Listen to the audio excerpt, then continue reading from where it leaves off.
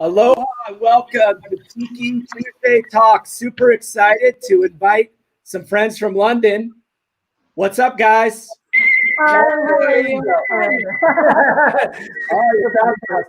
How's everyone? What's happening over there? You just got there, right? Yeah, so we're a little jet lagged. We've had a few wacky delays on the way here. We brought my cat from Brooklyn via Paris to London, so it was quite the adventure. It's been a journey. And now you're in quarantine. Yeah. Right on. It's a good thing we really like each other. To hang with you. Yeah. Steve, what's up? Hi. How are you? The smuggler shirt on. I got my smuggler shirt on. I'm ready for today. I'm looking great. Look at this. I got like 2 new leaves. Aaron and I were just talking about it. I'm getting a lot of Aaron's plant. Yeah. Plant life. Aaron, what's happening? What's going on? How are you, man? I'm good. You're back in the plant lair. Yeah, man. Tiki Oasis in Baltimore. Here we go. Right on. Super excited. See you guys in a bit. Cool. All right. So a little background. The topic today, Doom Tiki, creating cultural appreciation through cocktails. With Chockie, as you've seen, this is presented by Real McCoy and Avuá. Excited to be a part of it. As usual, chat box and questions. If you guys are on Crowdcast or Facebook Live, please do send questions our way. We'll interject as we go. Feel free to share the event, create watch parties. Always appreciated. Tip jar, PayPal at Chocktails. Always appreciate you guys supporting our guests. Presentation will be 30 to 40. Cocktail session 10. 5 questions with Sergio. We got everybody together on this one. A little background on Chockie, founder of Doom Tiki. So Chockie is an award-winning bartender, brand ambassador, and founder of the awesome Doom Tiki event. She hails from Los Angeles, has been in Brooklyn for over 15 years until, I guess, today or yesterday. Last week. A close connection to her Pomo and Paiute heritage, as well as previous advocacy work for underrepresented groups in the bar industry, means she brings a unique perspective to an industry lacking in indigenous presence. Best known for innovative cocktail building techniques, beautifully designed brand and event art, advocacy within the spirits industry.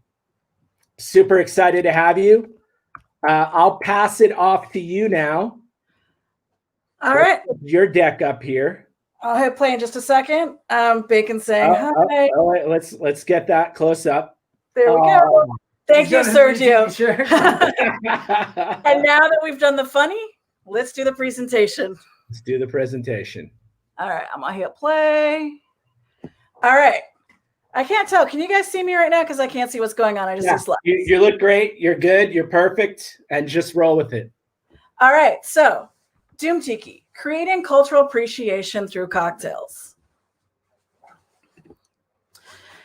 In order to understand what Doom Tiki is and why we do it, we have to start from the very beginning. And as addressed in Mariah Kunkel's presentation, which was, I would say, one of my favorite Tuesday Tiki talks. I think that was a really strong one, and I'm so excited to be following her momentum. So it was such a great session. If you guys haven't seen that, it's still up on our Facebook and our YouTube. So definitely check it out. Yeah. So the intoxicating flavor of colonization, we must move forward with the understanding that there are elements of imperialism, cultural appropriation, and selective ignorance in regards to Tiki. I mean, we've addressed this. We've had talks about it. We're setting this now as something that we just need to address. And part of this presentation is to kind of showcase a few of the bartenders that Doom Tiki has worked with and a few of our concepts, which I'll get to in a little bit. But I'm just going to lay the groundwork out and sit now and just say, that's been addressed. That's the white elephant in the room. Let's move on. So Doom Tiki was created in July of 2019. At first, it was for my birthday. I really wanted to put together something very doomy. And, I was talking to a couple other bartenders and Austin Hartman. I'm like, oh, I really want to do this thing. And, it'll be fun. I have these kind of cool ideas. So, Austin Hartman was like, I have a bar, do whatever you want. And that's kind of how it started. We wanted to do something that had what I enjoy the most about like Tiki, which is the cocktails, the storytelling elements. And I really do like the idea of escapism. So, we wanted to kind of put all of those together and then just kind of present it in some way kind of unexpected. And, Metal and Tiki have worked together. There's a few other people that did it. There's Kindred. There's been other pop-ups. Oh, yeah, Kindred, San Diego. Yep. And then also on top of that, let's be honest, a lot of us bartender people, especially that get drawn toward these cocktails and things like that, and like tropical concepts and, reviving classics and finding ways to make them different, interesting, modern, but still kind of stick to the soul of it. You're going to be a nerd. Also, if you really get into metal, as I can completely say, or any music genre, you're also going to be a nerd. So it seemed to be like the perfect crossover. And on top of that, like a lot of my bartender friends were into both. So, it was a fun event. We originally did it as a fundraiser for races. And we did really well. We raised about $1,000. And after that, we decided to keep it going. And it's kind of evolved. And up here, I have our original flyer, which is something I put together. And I will confess, part of the reason I kept this going is I really do like making the flyers for it.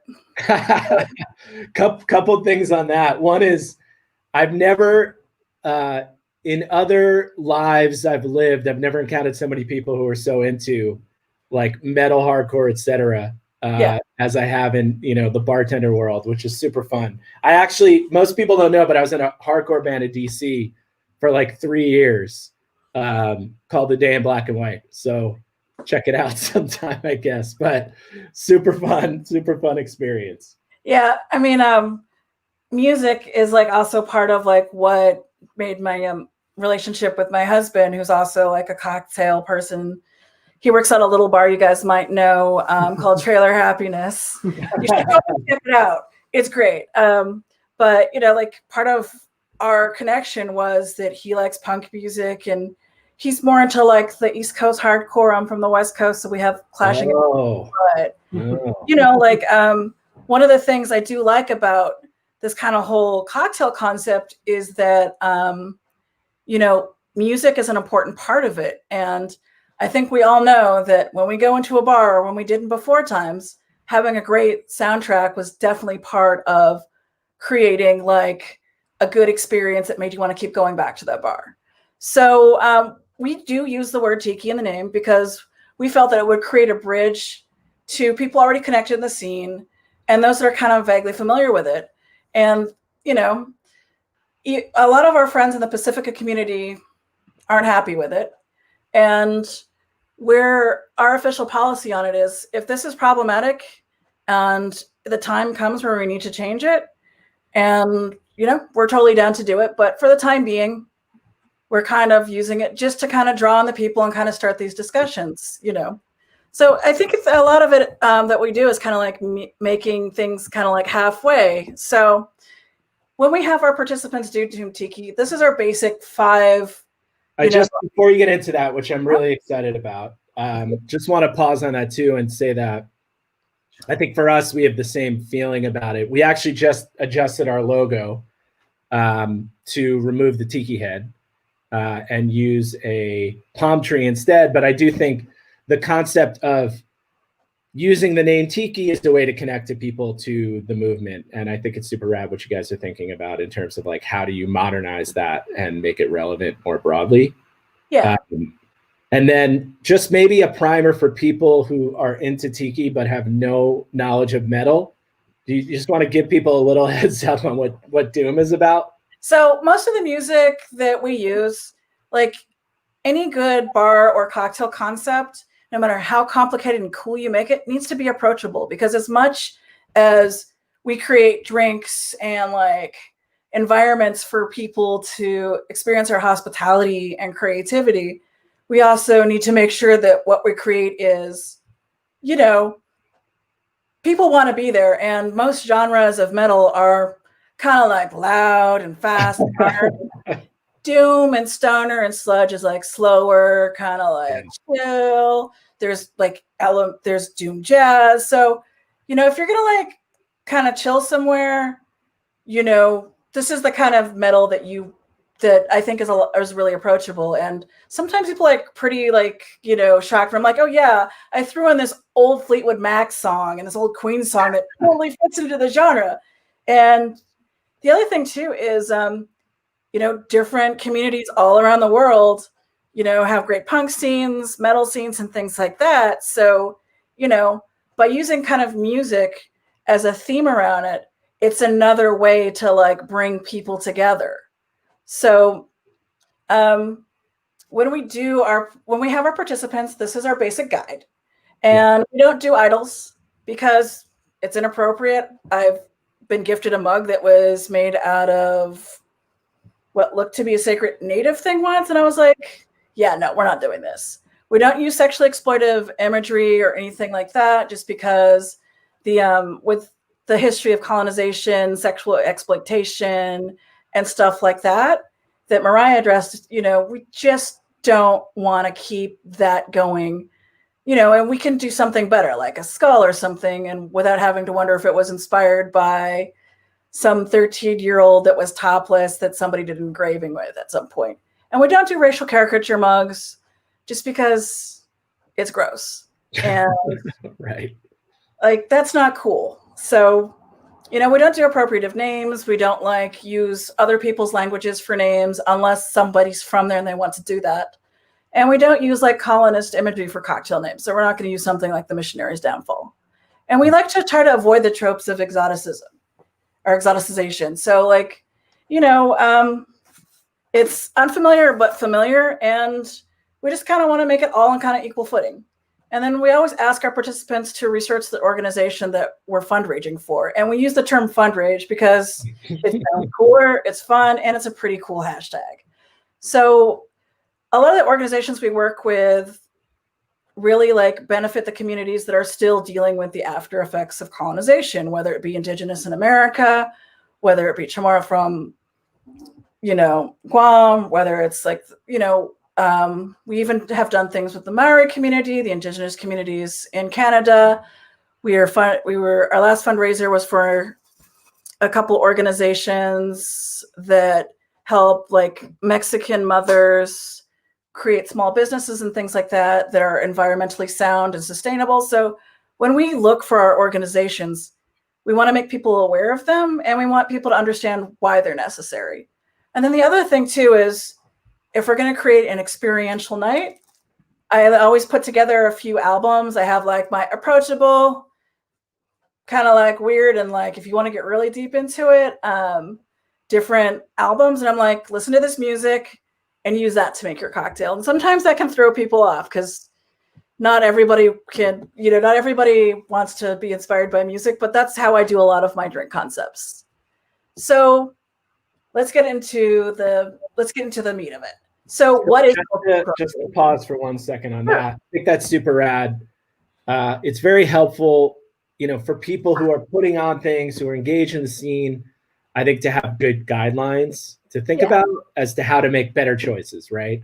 I think we kept them simple because we trust that anybody that knows what we're about and wants to participate wants to do the work, and they care about what we care about. And a lot of people learn things, like one of the organizations, SEED, which is an Indigenous youth climate justice.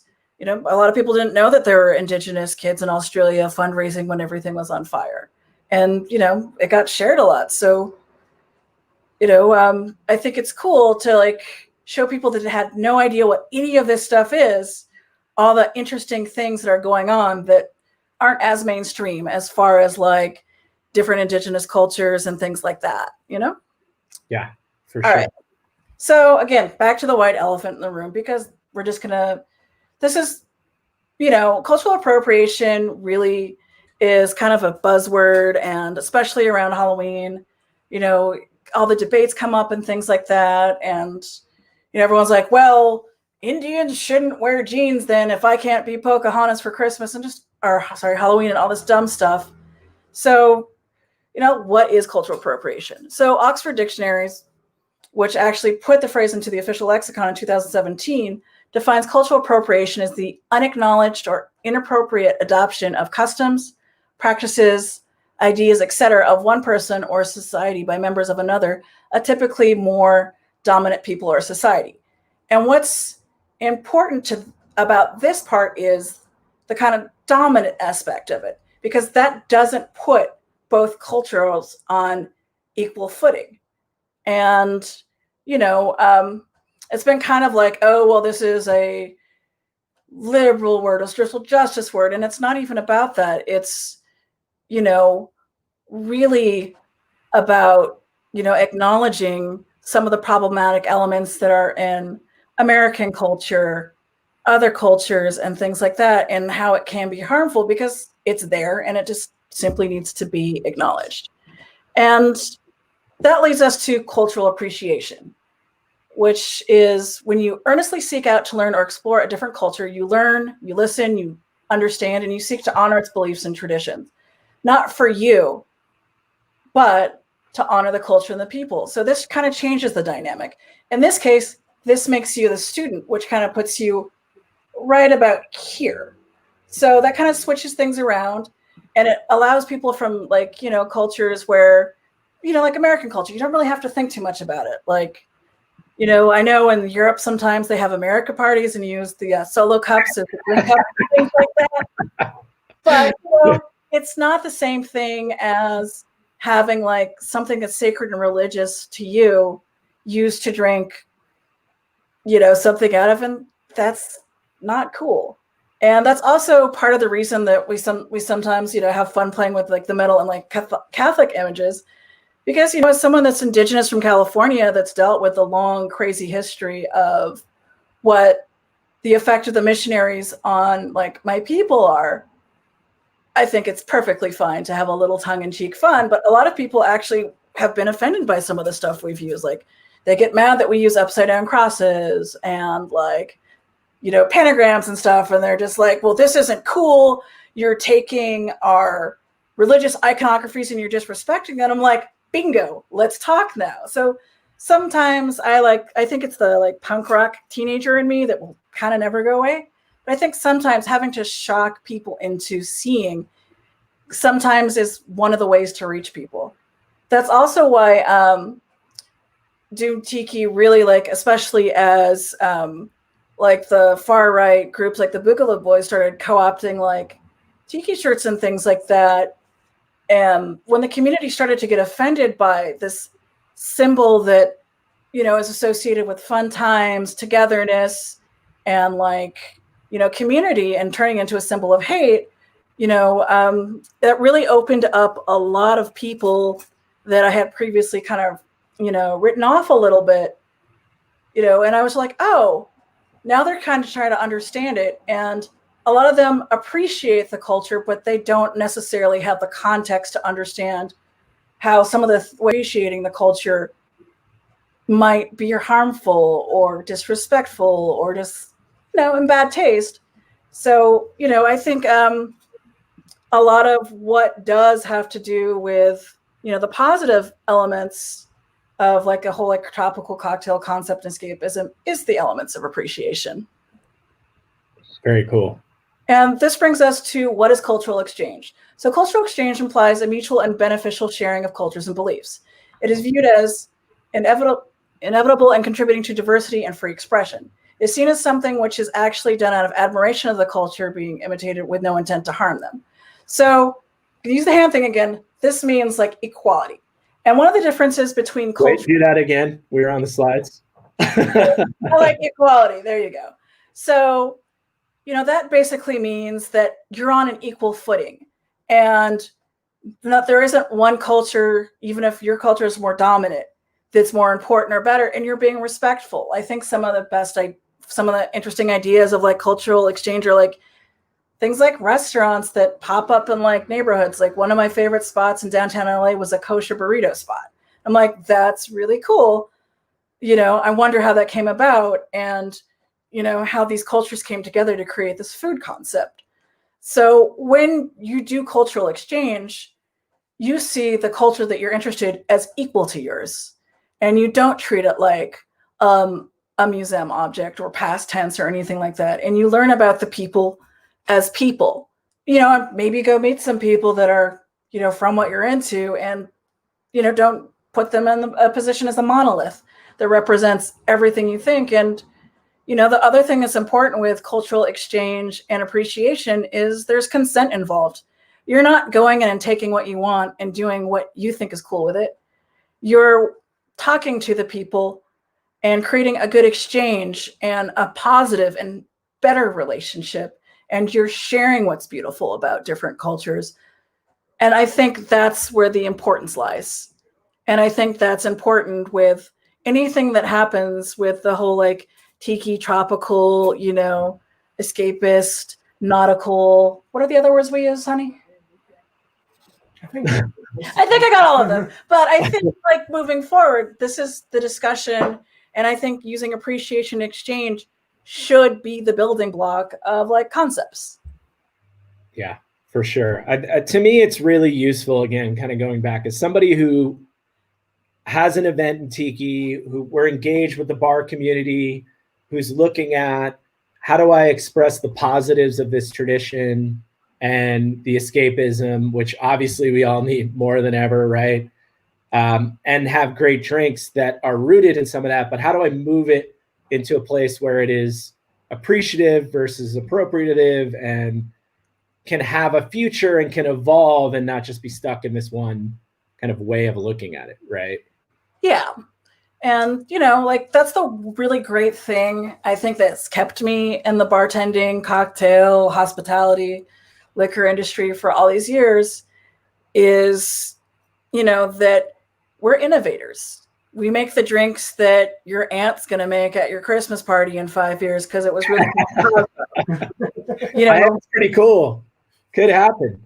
We inspire your dad's friend that really used to surf in the 60s to make Mai Tais. We do that. For sure. In fact, I mean, let's be honest, Tiki is in itself is a subculture created by bartenders.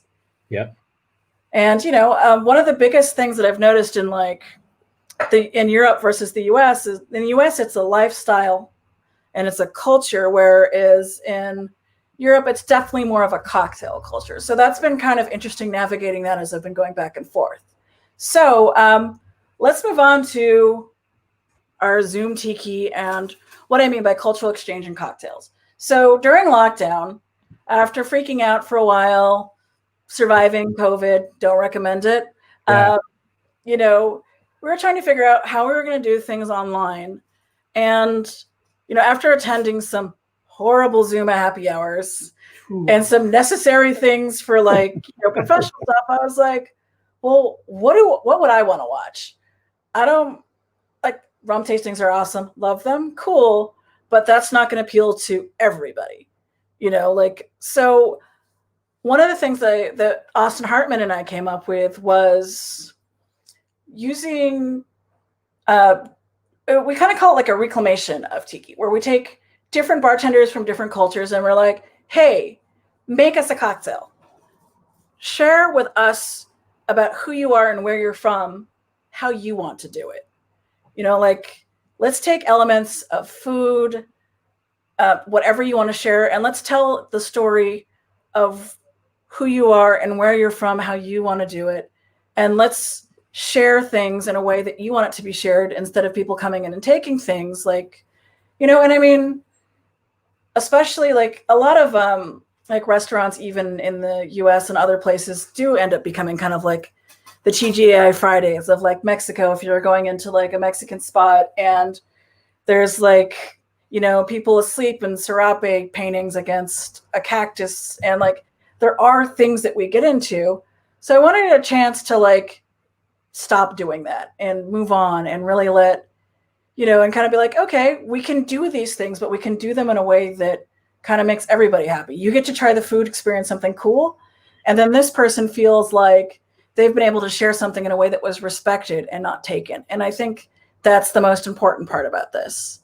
So I think what's also rad about that is that it allows for experimentation beyond just the classic books, the classic recipes that Beach Bum uncovered, and thinking about it as this is the only way to do it. I think it allows for us to think about all these new flavors that are available to us, these new traditions that have come about or really have existed, but now we've become aware of it in the US and Europe in the decades since the 30s and 40s when all these recipes are written, right? So it really allows for like a path forward almost on a different level as well to me. Yeah, and that's kind of just like what we wanted to do. We're like, we don't really want to make everyone mad, even though sometimes they do get mad at us. I love that you make people mad. Super fun. Yeah, like I said. He's really, really good at it. Oh, but I mean, part of it too is, we're like, we get that you care about what should be referred to as the Pacifica community, Oceania, like Micronesian, as opposed to just Polynesian, that there's like a certain respect there, and you guys do fundraising. Let's involve some of those people and see how they fit into this. I think that there is room for community to be creative with like cultural exchange and stuff in every industry. I mean, every great bartending city in the world is diverse. Like, no matter where you go, people bring that diversity, and that's why the cocktails that, especially in like the last 10 years, have been really interesting in that sense. So I have a few of the flyers that we've made, and I'll just go over a few of the different Zoom Tiki, Doom Tiki things we've done, and I'll explain some of the concepts and some of the ideas. So the first is Taylor Ray, who is at Dead Rabbit and at Paradise occasionally. So Taylor is from Puerto Rico, and this is the flyer we made. And she did a whole concept based on like some Santeria and things like that, and did cocktails that reference different goddesses and things like that. And, it was really the first time we tried this. And, the response was great. Like, it was creative, it was interesting, and the feedback was amazing because people learned about stuff, and people, wanted to know more about, what this cultural element was and why she was sharing it and all of these other things. And, so when that went well, we decided to kind of keep going with it. So we have Mahir Kelkar from Paradise Lounge as well, who's from India. And he did a great Zoom Tiki where he did some concepts that had like cashew or shots. I was trying to get him to do a mango lassi fat wash, but I think I might do that on my own because I was like, this seems obvious. But he did some crazy, amazing things with different spices. And then since it was lockdown, he was staying with his folks in New Jersey. He brought in his family and they made food, and he like shared these. Nice. And it was amazing. It felt like I had cocktails and dinner and learned by being actually there. Also, he and I worked on this really cool Bollywood movie inspired poster. My personal favorite is just incredible. What happened? Uh-oh. Yep. Hold on one second. We're just hanging. All right, I can still hear you. Let me reduce this. You're fine. Take your time. Cool. There we are. There we go. All right, moving forward. So one of the other ones we did recently was Tiki Scandinavia. And I will mention that Taylor has also attended Tiki by the Sea, as has Selma. And this Hi, guys.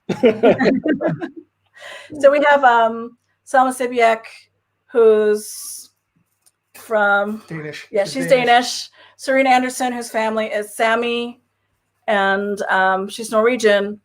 And Mario, who's my husband's roommate at the time, that is, how do we explain Mario?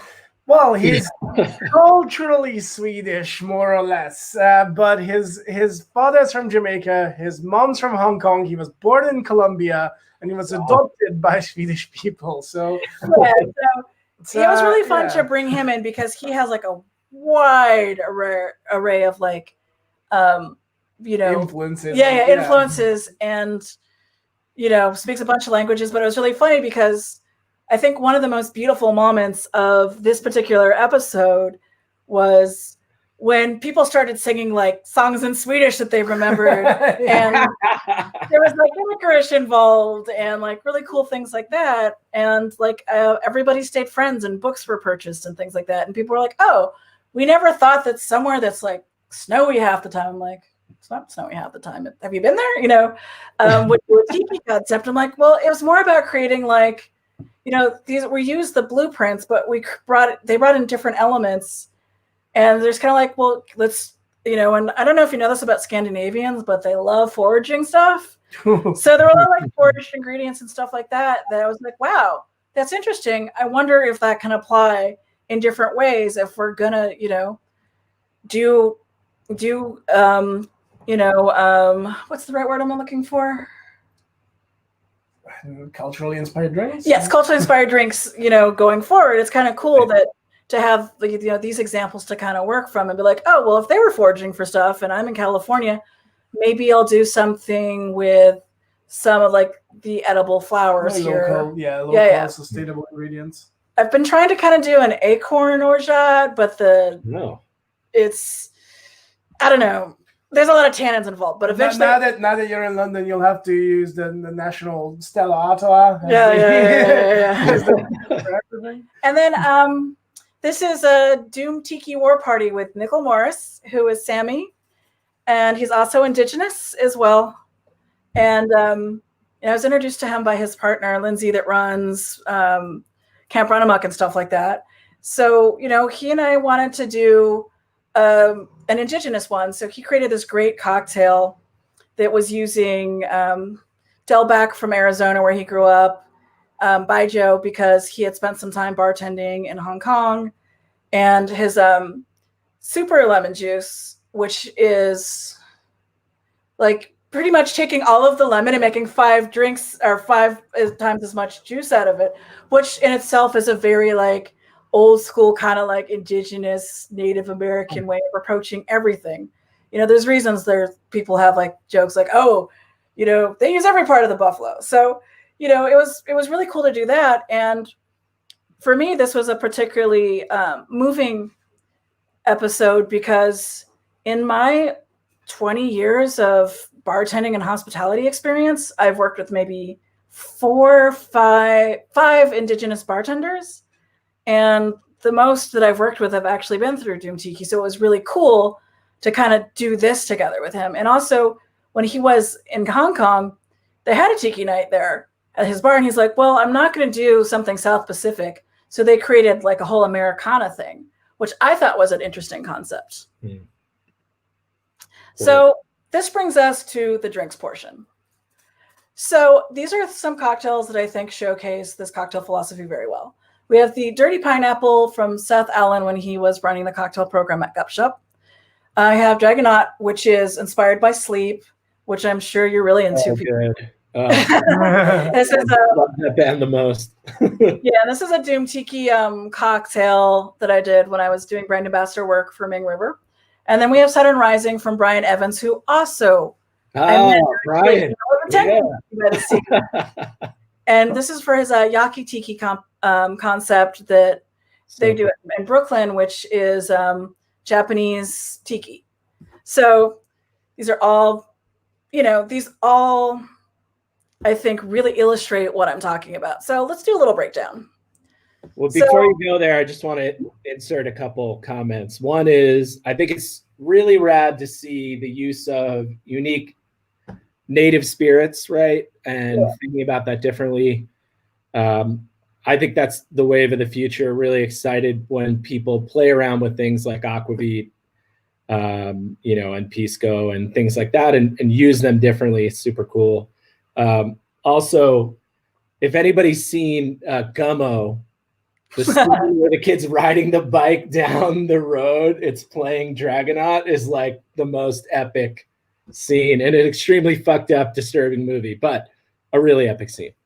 Wait, The deck you sent me said we weren't supposed to curse. I can say. Oh, did it? Thanks. Yeah, some corporate shit. I don't care. Do whatever you want to do. All right. So here's just three cocktails, and they all have pineapple. So we're going to call this section "Consider the Pineapple," because one of the most important things I think when you're getting into doing this, like, you know, is like learning different ingredients and how they're utilized in other cultures, is finding like one common ingredient. So I have some breakdowns and some notes on each one. So for the dirty pineapple on this, you can see that there's tequila, garam masala, washed pineapple, Thai bird chili, and sweet hibiscus and lime. And also, one of the things that I thought was really beautiful about this cocktail is a lot of these ingredients are used across all the cultures kind of represented here. So we have like Mexico with the tequila, we have with the pineapple, we have India, and then the Thai bird chili is the green version, I believe, is used with an Indian food, but you know, we have like Thailand in there, and then hibiscus gets used across all three. So, you know, and cinnamon is really popular in Mexican stuff. So, you know, this is a beautiful melding of different flavors that also pays tribute to, you know, what was I going to say? Sorry, I'm a little jet lagged, so sometimes I have to stop and pause. I'm running out like but they tie all of them together. They tie all these cultures. Yeah, they together. tie them all together, and I think they showcase just as much familiarity as differences within this. So this cocktail that I did is I have a couple like homemade ingredients, but you know, I made sure this was my tribute to duck sauce, because I'm working on a series of cocktails inspired by Chinese American restaurants and its ties with you know, within the relationship with Tiki and Chinese restaurants, especially since as there were in the mid-century, there was a lot of like movement towards the suburbs, you know, not being from that community wasn't always welcoming to outsiders. So a lot of the Chinese restaurants had to adapt, you know, can you answer? Had to adapt different like package. Yeah, they had to adapt to like a bunch of, there we go. Yay.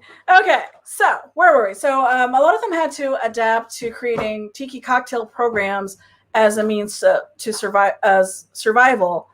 And they also had to alter a lot of their food to appeal to Americans. So duck sauce is made from pickled plum and apricot.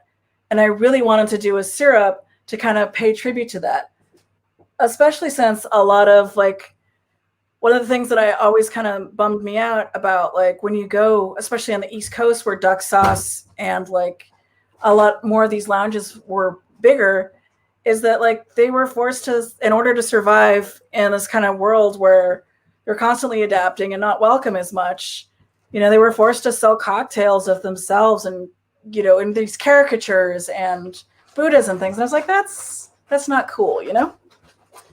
So I've been doing a lot of research, and I actually have a little presentation that I'll be posting on my Instagram about this history. But I really wanted to pay tribute to the relationship with that. And then also just kind of like show people like, you know, you can do like your tiki drinks with anything. And if this is going to be a, you know, culture created from many other places, then I think the spirit should reflect that as well. And here our pineapple is an acid adjusted variation that's a Szechuan peppercorn Don's mix, essentially. Will And then people be able to find the specs to these in the future? I will forward all of these specs to you and we can post it somewhere. Cool. And all of these are on all of our different Instagrams and things like that. So the Dizzy Sparrow at Yaki Tiki that Brian did has like coffee, sochu, rum, Campari, banana. It's a variation on a jungle bird.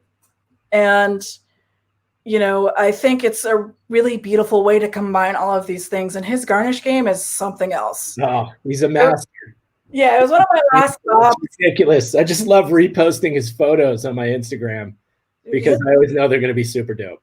His garnishes, I'm just like, wow, why didn't I think to do that? One of my last stops before I moved from New York was definitely he and Seth are actually working together there. So I went to visit both of them on my way out. And he gave me this beautiful, like, very fancy rum and Coke with sherry concept served in a Coke bottle. And I was like, this is the most beautiful thing I've ever seen. And I took like 100 pictures of it. But even as we can see here, like, I think it makes sense to use, there should be more coffee and rum, I think, especially if we talk about like the history of colonization and port and how those kind of all tie in together, especially with pineapple. But, this is just another example how you can take like the classic blueprints of these drinks and readjust them and add different spirits and ingredients to kind of like, do these programs. And nothing's named after anything like, offensive. We haven't really taken anything from anybody's cultures. And one of the things that I think is also in common about all of these cocktails is that they tell a story in a way too. And I think that's one of the most important things about experiential cocktail things is storytelling, because every single culture everywhere in the world has a good tradition of it. So here are some of the helpful tips that I tell people and my baby bartenders when I'm like, hey, it's really cool that you've made me 10 old fashions. What's next? I mean, like, this is cool. These are fun.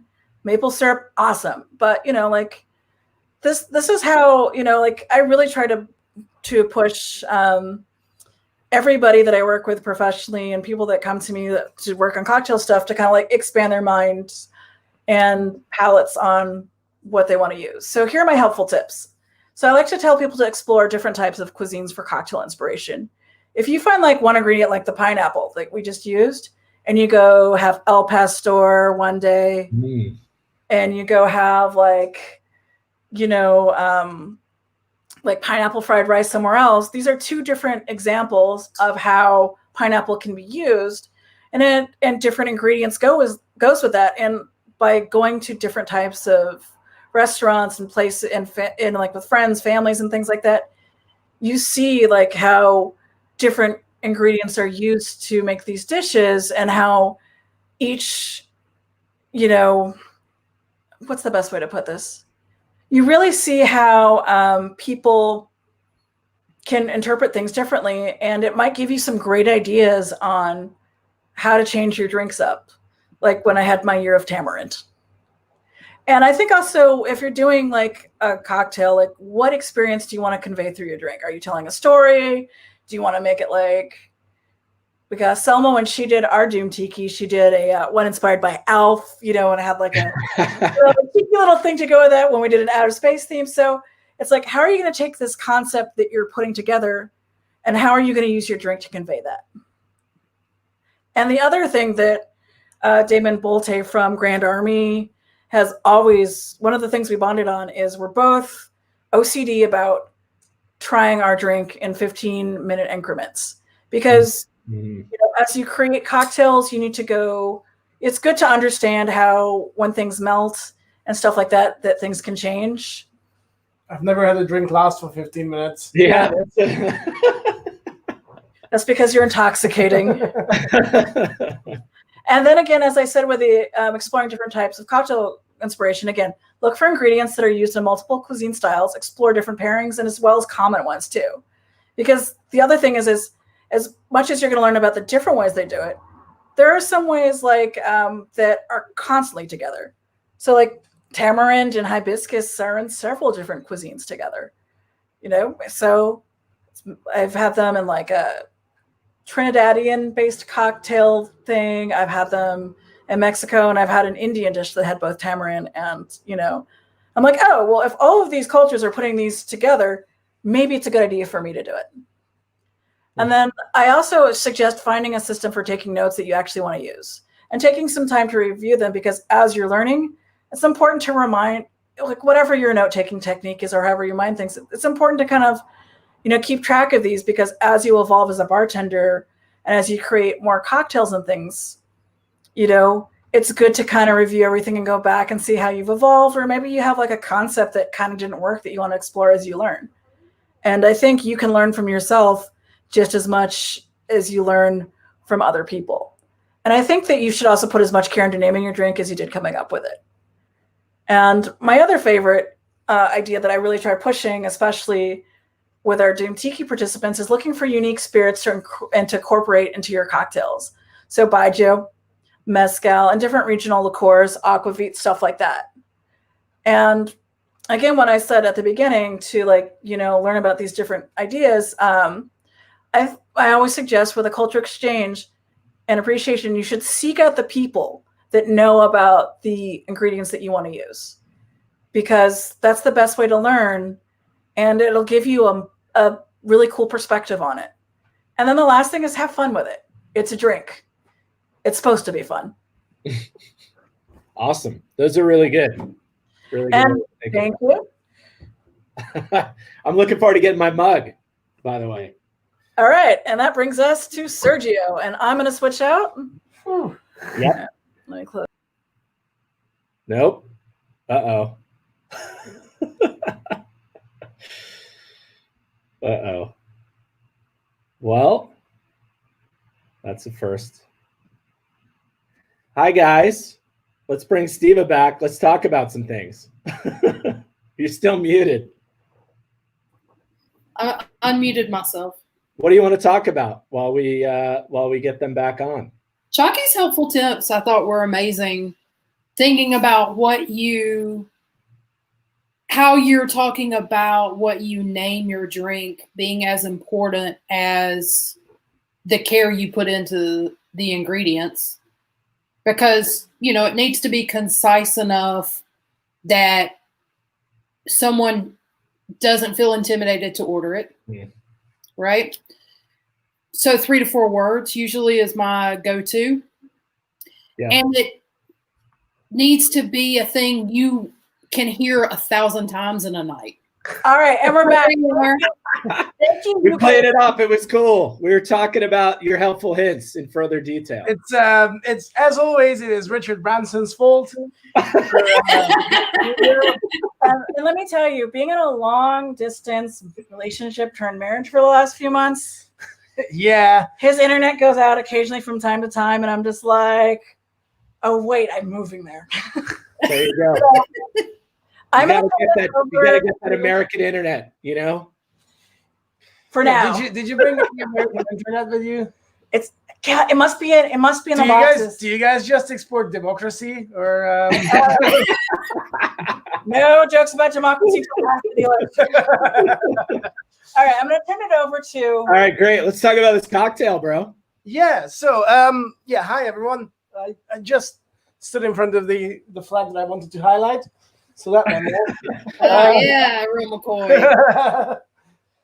So let's explain your relationship to Real McCoy and why. Yeah, for those of you who know me, may know that I used to work for the Real McCoy, delicious Barbados rum, and then I had various dealings with Avuá over the years as well. Today's sponsors, both obviously wonderful spirits. Yeah, it was our love of cachaça that was one of our bonding points. Yes. When I was trying to. Oh, love it. I was hitting on him. And sort of old cane juice spirits really played an important part. Sure. Agricole, cachaça. Yes. Yeah. So as mentioned at the beginning, I work at Trailer Happiness, represent. Amazing bar. We're gonna have Sly on by the way soon too. He's gonna be joining us in a few weeks. Oh, amazing! Yeah. Amazing. What is that on? That's going to be on Creating Community, and we're doing that one on November 10th, if I'm correct. He's very good at creating community. Oh, that's the day after our London wedding party. That's the day after our London wedding party. There you go. I'm sure we'll see you guys out here. I'd like to apologize in advance. Yeah, so the thinking behind this cocktail was very much inspired by this cultural exchange and by the Zoom Tiki sessions that Chockie has talked about earlier. So it'll be using, as well as the 2 wonderful sponsor ingredients, which I was very happy with because it's 2 ingredients I genuinely love and I will happily make drinks with anytime. It'll be using some flavors that might be familiar to people who know Hungarian cooking and Hungarian drinks and flavors. I am from Hungary originally, just to just to clarify this. I've lived in the UK for the last 7 years, but I'm from there originally. So, by the way, Sergio, we have a comment here. Yes. It says, "Hello, my pretty pineapple man. You're getting sexier every year, like a fine rum."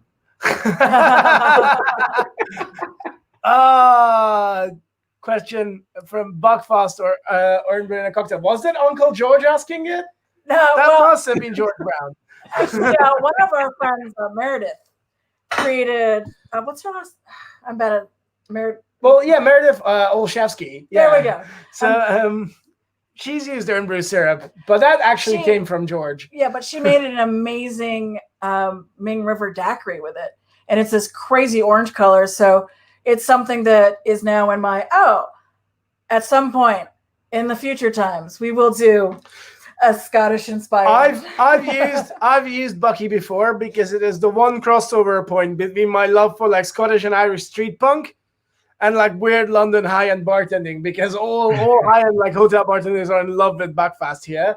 And then also like the really, really rough street punk in Glasgow and Ireland is also really big on Buckfast. It's a really weird sort of crossover there. Interesting. Explain what Buckfast is real quick. Oh, Buckfast is kind of like a vermouth. It's known as a tonic wine, but it's basically a vermouth being made by monks in Devonshire, which is in the southwestern corner. Wine with caffeine, correct? Yes, it's fortified caffeine. I want to get involved in this. And it's traditionally drunk in Glasgow. It's traditionally drunk with Red Bull.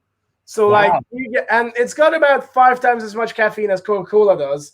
So when you combine it with Red Bull, it is. Go to a punk show. Can we get it in the U.S. or are you guys going to mail it to me? It's affectionately known as Reg the House Juice in Scotland.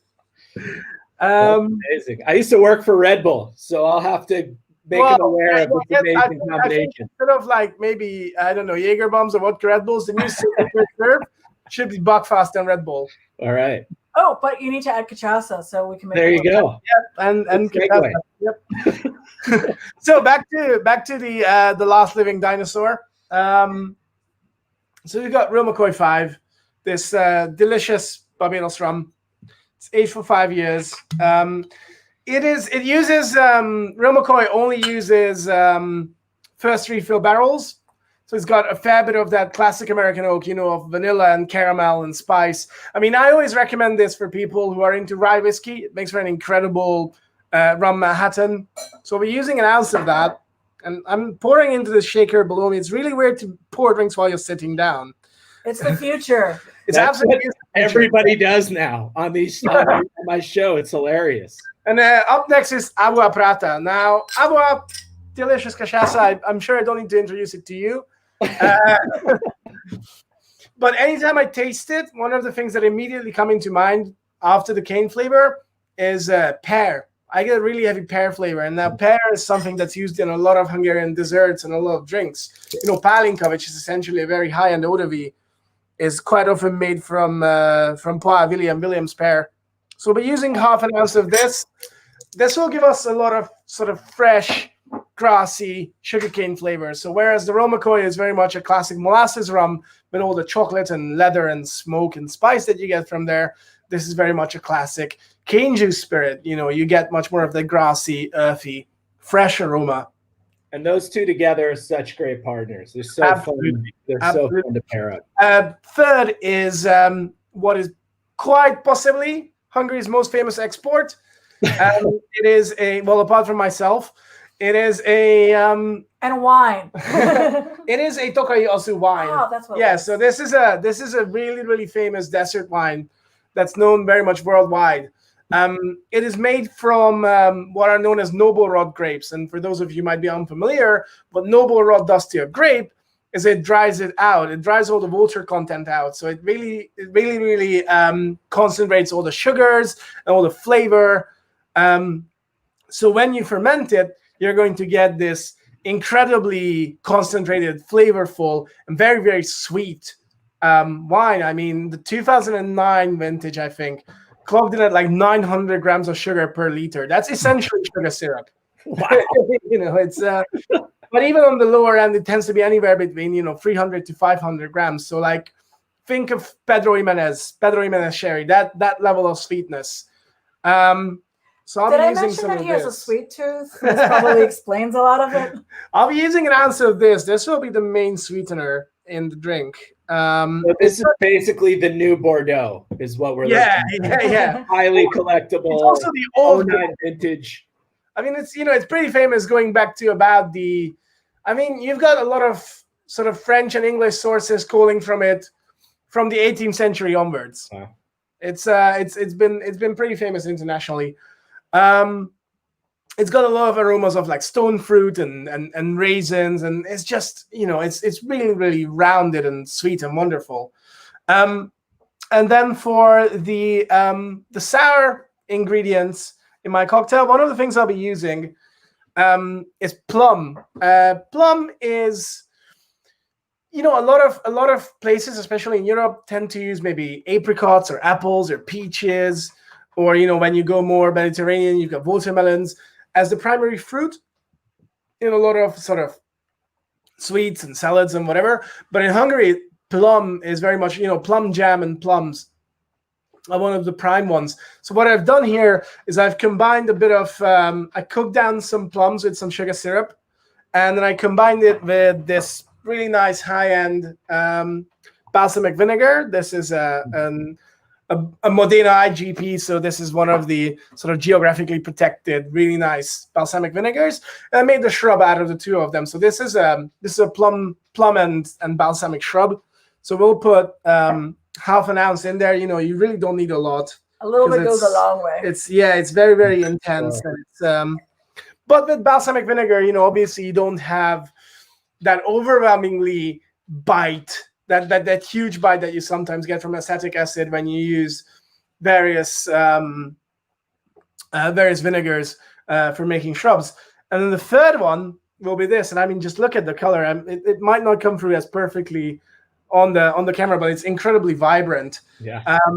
This is homogenized clementine juice. So the idea for using this came from what Chockie mentioned earlier when she was working with nickel. And homogenizing juice does something fairly similar to the super juice that nickel used. Basically, we're using the oils in the peel of tangerines, which is a sweeter relative of orange. We're using the oils in the peel of tangerine to give it an even more rounded flavor. And this was made by my friends at Juiced in Time. Now they're a really cool supplier of juices for London bars. So this is freshly made every day. So I'll be using a little bit of this, and then I'm just going to disappear for 2 seconds while I ice up my shaker and my glass. Chockie will take over in the meantime. All right. Just take it over. Actually, hearing about all the flavors in the wine and all the different notes and things like that, it really explains a lot of Sergio's, classic cocktail ingredients like that. He loves sherries, he loves stone fruit and things like that. So I think that's kind of interesting. I'm kind of seeing a connection from having been raised drinking stuff like that, I think. Cool. Yeah, super fun. I think this cocktail definitely meets the guidelines of what you guys were talking about before. And hopefully it provokes some people to think a little bit differently as they are building tiki tropical style drinks going forward. And also, the cocktail song title is inspired by Cadaver with a K. Oh, yeah. If you're not familiar with them, they're one of my favorite bands. If you like early Sabbath. I was just listening to Sabbath today. Sabbath. Yeah, if you want some good kind of like stoner rock, kind of like metal stuff, definitely check them out. But Cadaver was our first concert date. Yes. Oh. So we'll give this one a little shake. So it's still very Let's get it. Woo! I mean, how cool does this shaker look? This belongs to Chockie, by the way, for now. Very grim shaker. And by the way, I think glass I need to finally get a reason. Important part in Tiki, but obviously, as established, we're not using appropriative mugs. So it'll be Doom Tiki's official mascot, this little Doom Kitty mug. that I'm pouring into. I need a reason to be on your show sometime, Chockie, so I can get some corpse paint treatment. Oh, we will do this. That'd be so badass. So we can always do Doom Tiki by the Sea, Brighton. There you go. Straw. This is obviously a biodegradable straw because we care about the turtles. Right on. Yeah, in London they use a lot of pasta as straws, but because of the gluten stuff, I prefer paper. Yeah. Awesome. That looks I would amazing. totally marry you. That's how lucky I am. Twice. There you go. There you go. Very cool. Great drink. All right, let's put up your info here just so anybody can stay in touch. IG Doom Tiki, tip jar, PayPal at Cocktails if you'd like. It's actually Doom Tiki NYC. Oh, Doom Tiki NYC. Got it. So Correction. that's Who okay. is Doom Tiki? Somebody stole it? No, there's a different pop-up that also does something similar that Oh, we weren't aware of. competitive Doom Tiki events. Not at all. I'm just happy people are doing metal and tiki together. Right.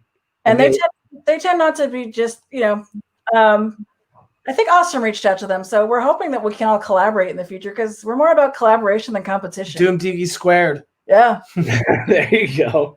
I do love how you it sounds like Doom metal is like the romance metal of metal. Based on your description. The romance. Think about it. Yes. Romance. Awesome. The romance metal. Romance metal. Let's just rename it. Yeah. All right. Perfect. 5 questions. We're going to bring the team back. Oh, everybody wanted to see the cat, by the way. Can we get a little close-up of the cat? Which one? Which one? I don't know. Look at. Confused. Oh, here's this one. Oh, yeah. I meant the live one. I think they're talking about bacon. Okay. Bacon. Sorry. Oh, bacon, come on. This is bacon.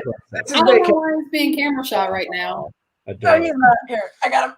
He just got him. Hey. All right. So 5 questions. We'll do this with you and Bacon at the same time, Sergio. Excellent. Yeah. All right. So favorite Doom band to make Mai Tais to? Well, Bacon and I both share Cadaver as the answer to that one. Honestly, I think partially because, as Chockie mentioned, that was our first concert date, but it's one I found to be, because I tend to listen to slightly faster stuff, speed metal, some metalcore like Walls of Jericho. So I found Cadaver to be, they play closer to what I normally listen to. Yeah, they're more like stony, sometimes doomy, Got it. All right. Favorite Tiki by the Sea memory? The incredible amount of times when we tried to take a photo of everybody jumping in the air in front of a tiny coffee shop called Tiki. Did you see the photo though? It was pretty dope. Oh, it was a fantastic photo. Yeah. You're gonna have to post that on your IG stories now. My other favorite story is there's a picture of Oriol and myself where you can't tell which one of us is which. Of the two really, really bolding Tiki guys in similarly crazy shirts. It's just That's hilarious. Favorite meal in Italy? Pizza? That's my favorite meal everywhere. Anywhere you go. The giant porchetta we made. Oh, yeah, dude. Ooh. Yeah, that was really amazing. Ooh. Chef Laura. Chef Laura, murder business. Crushed it. Now I miss porchetta. Oh, man. There's All a right. few Italians in London. Yeah. Porchetta was one of our other mutual loves because I worked for Sarah Jenkins in New York that had porchetta. So I'm sensing a porchetta cocktail in the works here. I made one. Oh, yes, Liz. You already did it. I'll forward you specs. Yes. Love to try that. All right. Weirdest thing you saw in Frigene. Weirdest thing. Nate in his Speedo. Nobody needs to see that, but they have. Yeah. Nate's my business partner on Avuá. Shout out to Nate Whitehouse and his Speedo. All right. Tell us about the London rum scene. It's pretty cool. Yeah, it's pretty damn cool. It's not huge. I tend to refer to the usual suspects of like 20 to 25 people who you get at every event, or maybe more, 15 to 20. But it's extremely committed, like incredibly committed. You can pretty much guarantee if you do something rummy, people will show up. And then the UK Rum Fest in London is one of the biggest ones in the world. This year notwithstanding, sadly, for obvious reasons, but we would have everyone from across the world. Last year we had Yoshi, who makes 9 Leaves in Japan. We had the guys from the East Sound Distillery in Thailand. We had Jeff Berry. We had Martin Cate. We had a bunch of like exclusive cachaça producers from Brazil. We have the Seals every year, Gail and Richard from Barbados. We had Maggie Campbell. We had a bunch of Jamaican distillers. It's just the whole world comes together, and there's this wonderful series of seminars and tastings and everything, and everything is up until 7 p.m. Everything is just wonderful and friendly. And you learn lots, and then everybody comes down to Trailer for the after parties for a week, and all bets are off. Mm-hmm. I will say in our the early stages of our actual dating, when we were in different countries and it was a rum week or the whole rum fest and everything, the text messages from him I've saved because they're they kept the coherence of them kept dropping severely. No 15-minute cocktails there. No. 15-second daiquiris for beach race. There you go. We have a serious question now. I think it's for both of you guys. Biggest mistakes that someone might make while trying to do non-appropriating tropical stuff? Not learning about like the cultures that have been, appropriated. Learn about the people that have been appropriated, and like reach out to them and understand like their concepts and be like, there isn't an actual answer. My best answer for things is because I'm not a monolith for the indigenous community, as different, like he's not a monolith for Hungary or things like that. Like, go learn about the things that draw you to it. And then if you think, I guess it was also in my punch feature, but it's my best advice that I always say is don't be an asshole. If you think something's wrong with it, it probably is, and don't do it. If you feel in your gut that you shouldn't, listen to that, and then trust people that, trust other people's opinions that come from the communities that your concept that your concept touches. You know what I mean? Yeah. That people who are affected by what you're doing. And I think, not understanding power structures and how they work. And this was something that has come up before. And Chockie mentioned it, that people were very angry at using or satirizing Catholic imagery. But in the context of colonization, in the context of indigenous cultures, Catholicism has very much been a colonial force. It's been an oppressive force. So from that perspective, when you satirize it, you're inverting a power structure. You're punching up, not down. And understanding these power structures is very, very important to highlighting what can be done and what needs to be reversed and what can be learned from these cultures. Because otherwise it's an outside context thing. Otherwise you're just using, again, elements of a culture without placing it into a context. And then one of the other things I will add is, if you want to work with different imageries and things like that, like go to the artists, go to the people that make it, learn from them. Like if you were to have like a Mexican concept, wouldn't you want to feature like a great artist or something like that? Be respectful and go to the place that you want to like create, and don't be a jerk.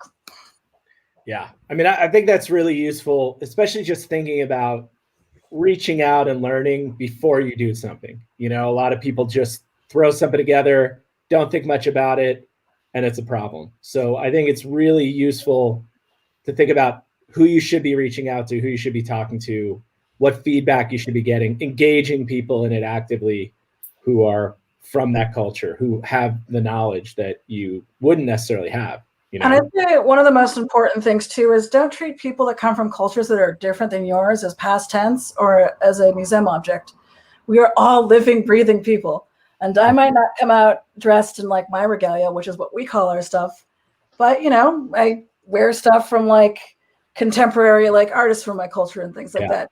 You know, I'm a person, I'm different. I go to metal shows. I have my indigenous community and things like that. But, you know, treating us like people and learning from us and exchanging and appreciating us back and forth and having that consent is the most important thing I think you can take away from that.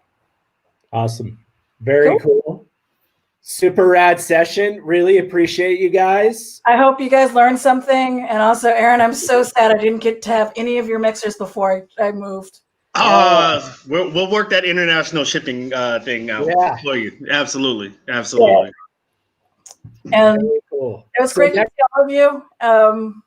And it's nice to see some people from home as I'm adjusting to the strange new world. I mean, New York feels very far away to me too as well. I haven't been there in a long time. It's good to talk about all the New York homies. Very cool. Next week, if you're in the US, we don't have a session because you should go vote. If you haven't already, get after it. As we said, we will have Sly on November 10th, so 2 weeks from now, talking about creating culture. Owner of Trailer Happiness. Super excited about that. And thank you so much, guys. Really amazing. Thank you so much. Good luck with settling in and all that. Hope the internet works. Enjoy the cocktail. Thank you. Bye.